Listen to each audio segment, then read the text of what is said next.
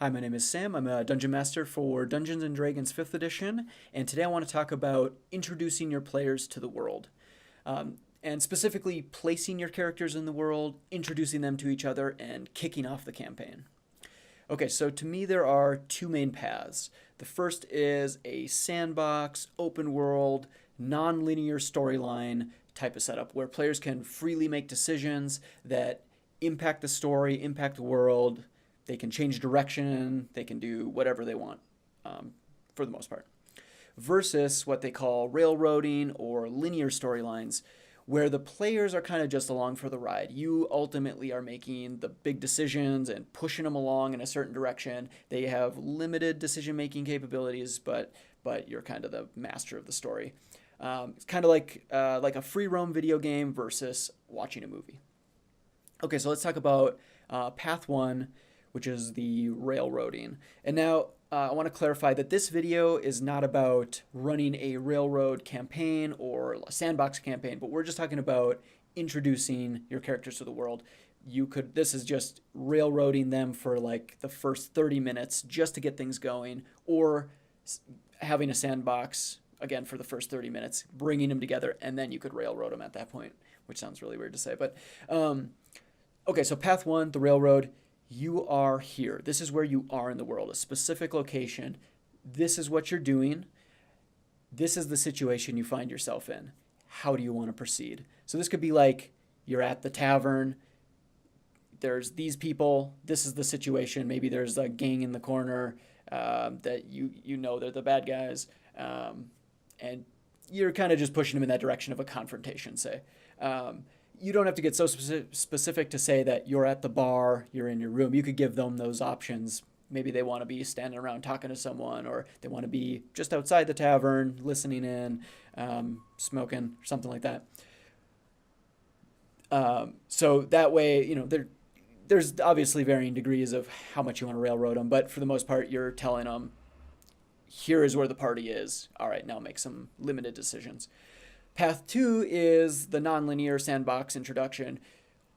Where are you in the world? I don't even know. Tell me where you are. Why are you there? And do you even know any of the other characters at this table? What are you currently doing? And what do you want to do next? Again, there are varying degrees. You could literally give them the total freedom to be anywhere in the world at all, or you could say this specific region. You could maybe like limit it down a little bit and say you're all in the capital of Neverwinter, or in that surrounding vicinity. It might get a little crazy to say that they could be anywhere in the region, and then you got to really they got days of travel between them. But if you want to go that crazy, you can certainly do it. I've had campaigns or sessions that have been like that, where players have literally been days and days of travel apart from one another, and I had to jump around and slowly bring them back together. It's kind of a fun challenge, but it can be a challenge for sure. One of the good things about sandboxing, though, is I find that, at least from my experiences so far, players want to come together. They want to make a party, play together, have fun together, and progress the storyline. I haven't really had too many situations where, it happens a little bit where players are like, nah, I don't want to meet up with the party yet, even though I kind of want them to. And they go off and do something, and I have to come up with stuff on the spot. Or, I usually have a little bit of content prepared of like, okay, well, here's some other options. And then I try to drive them back to the party. And for the most part, they always come back together. Okay, so those are kind of the two main paths. Obviously, there's other ways you can start a campaign, but those I think are the two main ones.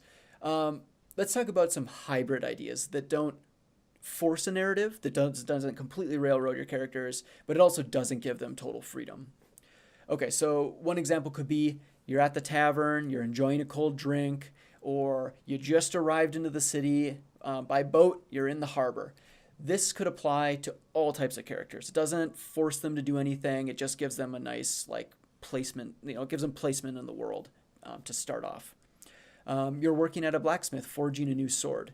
Prior to becoming a hero, all these characters, they're just normal people. They would live in cities and have jobs. So that, again, doesn't really define too much. It just gives them a starting point.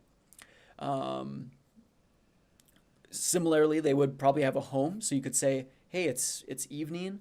and you guys all find yourselves at your homes and you're making food or you're just relaxing after a day of work or something. Again, most characters would have a home, they would eat food, and live in a city. Um, Maybe they're on a well-traveled merchant road and they're traveling between cities. It's pretty simple.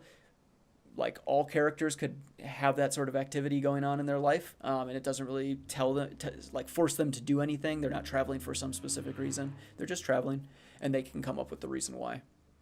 Um, so again, just to reiterate, this is just like placement in the world, a little bit of definition, not total freedom, but also not forcing them into anything.